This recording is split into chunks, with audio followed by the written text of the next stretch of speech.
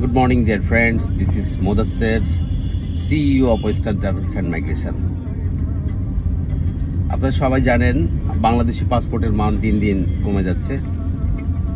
তো যারা বিদেশ ভ্রমণ করেন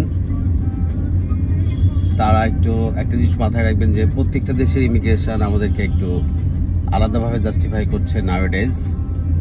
সো আপনি যদি কোনো দেশে যান সে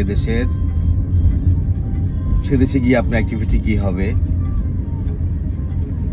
আপনার অ্যাকোমোডেশন কি হবে, আপনার সবকিছু, আপনি কয়দিন থাকবেন, কোথায় কোথায় যাবেন, সেগুলো আগে থেকে একটা আইটিনারি তৈরি করে নেবেন যাতে ইমিগ্রেশনকে আপনি সুন্দরভাবে ফেস করতে পারেন। কারণ অ্যাকচুয়ালি বিশ্বের অন্যান্য দেশের কাছে আমাদের ভাবমূর্তি দিন দিন প্রচণ্ড খারাপ হচ্ছে। তো আপনি যদি জেনুইন ট্রাভেলারও হন তাহলে তারা প্রিলিমিনারিভাবে এটা বিশ্বাস করে না।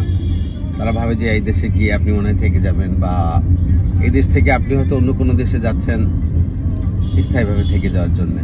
যার কারণে ইমিগ্রেশন খুবই বিরূপভাবে আমাদেরকে একটু মূল্যায়ন করছে। সো আপনাকে টু দ্য পয়েন্ট সবকিছু ঠিকঠাক করে নিয়ে যেতে হবে যেন ইমিগ্রেশন আপনাকে আটকাতে না পারে। ভালো থাকবেন। আসসালামু আলাইকুম।